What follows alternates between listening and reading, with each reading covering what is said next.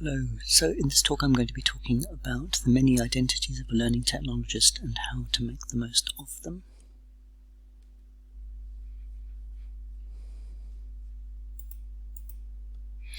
ALT defines learning technology as a broad range of communication, information and related technologies that can be used to support learning, teaching and assessment. And Daniel Scott states that learning technologists are the people who are actively involved in understanding, managing and enabling the use of learning technologies. Perhaps crucially, he mentions that you don't necessarily need to be called a learning technologist to be one. So I'm taking an auto-ethnographic approach. Why? Because I think my own development and career path is something that is fairly unique to me, and it allows some reflection upon my own lived experience, and I wonder how it compares to other potential models that are out there, such as Simon Bates's anatomy of a 21st century educator. And what can this tell me about the role I now occupy?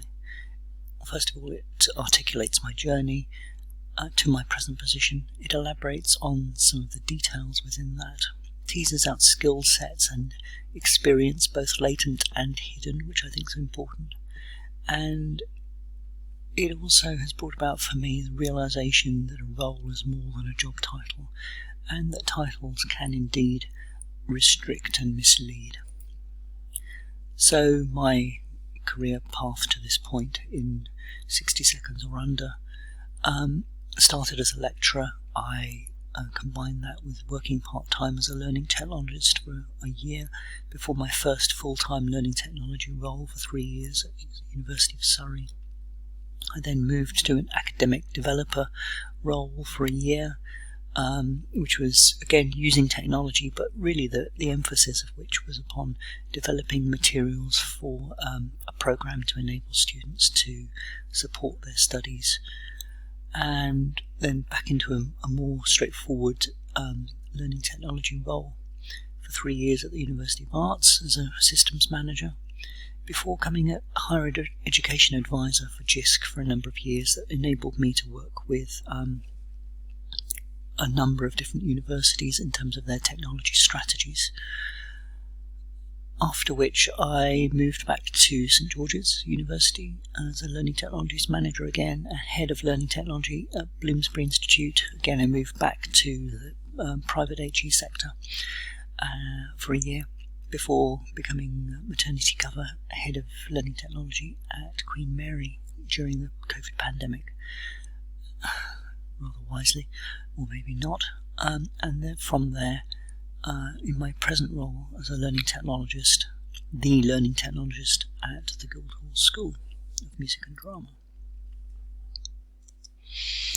So, what is it like to be a learning technologist in a performing arts conservatoire? I'm part of the library team in a function that complements my colleagues, I'd say, rather than being strictly aligned to their work. I work closely with staff at all levels across the institution, from the head librarian, Dean of Student Affairs, Associate Dean Teaching and Learning, SMT members, course directors, academics, admins, IT, Head of Business Systems, people like that I work with, all of those on a daily basis. I sit on various committees in terms of digital strategy, communications and staff-student liaison. I chair the Digital Learning Working Group, and I have significant input to the teaching and learning enhancement strategy, priorities and reporting progress and so forth against each of those. I contribute papers to academic board. I've contributed reports on revalidation and the use of digital learning plans to validation or revalidation boards. I am a mentor and a reviewer of the Catalyst AG program, and I review conference papers and represent externally as an educational developer for the institution as well. So it's important, I think, to say that those last two things are things outside of my job description. In fact, probably quite a bit of the rest of it is as well, but it's nonetheless something I bring to the role and reflect through my role. Promoting identity and gaining agency. I do the former as an experienced learning technologist, bringing a wide range of higher education experience to my current institution, reflecting the outside world internally, as it were. I participate actively in external networks, whether it's the Head of eLearning Forum nationally, the M25 Learning Group, as an alt member. As I said previously, I mentor and review submissions for recognition. That's where I think where a lot of the benefit from me having SFAGA status comes in. And also outside of work, I have been a writer on music for 18 plus years. I contribute program notes to external venues, festivals, etc. All of which means that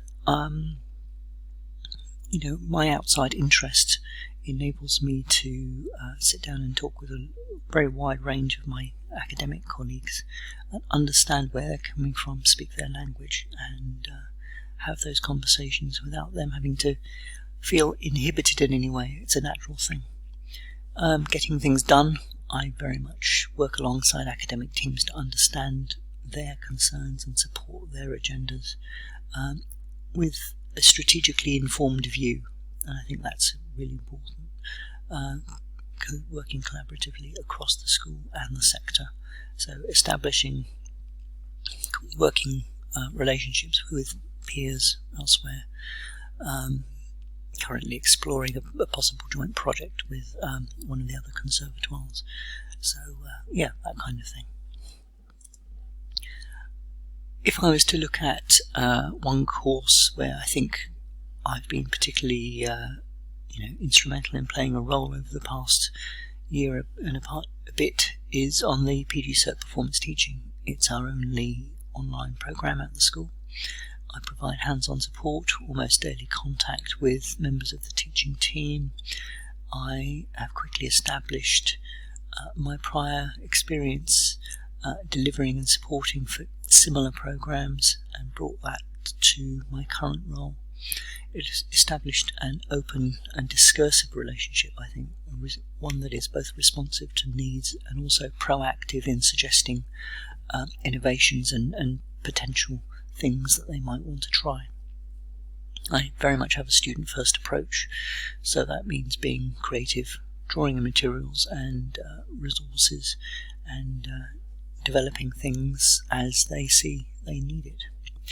I've attended their away day, reflecting on their own technology experiences and how it could be improved, and I think the impact is reflected really well in this external examiner feedback quotation. Moodle is even better.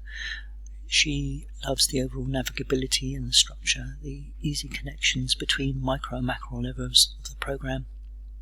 VLE use, she thinks, is on a level that is of best OU quality programs.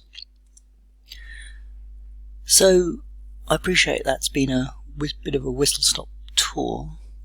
If I was to leave you with 10 tips then how to make the best use of a learning technologist that you might have. Firstly, don't assume their skills, interests and experience from a job title. I think we're so much more than just that. Involve learning technologists in conversations as early as you can, where you have them. Educational developers, include them in the partnership. Play to strengths, both your own and theirs, and their interests and skill sets. Get digital things on the agendas of your departments. Invite learning technologists to present and to hear your views. Involve the Students' Union. I think one of the key things I've been really interested in developing is including the students in our current conversations around teaching and learning. Be inquisitive, ask learning technologists' opinions and do so often. Hunt out opportunities for collaboration. Seek out internal or external rewards or HE recognition. Support can be proactive, and use those external networks and show evidence where that's significant. Thank you very much.